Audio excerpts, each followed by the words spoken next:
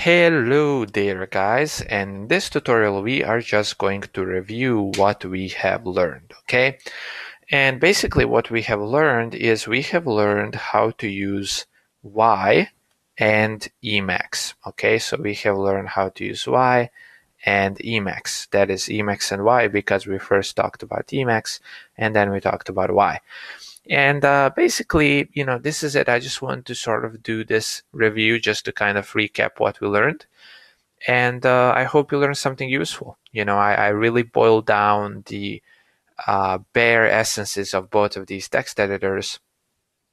And I hope that if you are using them, you are able to use them efficiently and you know the basics of both if you ever need to use the one or the other. And most likely, it is going to be that you will need to use Y and not Emacs. Okay, so most likely in some situations you will need to use Y because Emacs is simply not available on that computer. Okay, because on those computers where you need, where you don't have a graphical user interface or whatever, I think that Y in that situation is a better option. Especially, I do think that you can use Emacs from a terminal, but in those situations, you most likely don't even have Emacs installed, so Y is a better option. Okay, so hope you learned something useful, and I will see you in the next tutorial.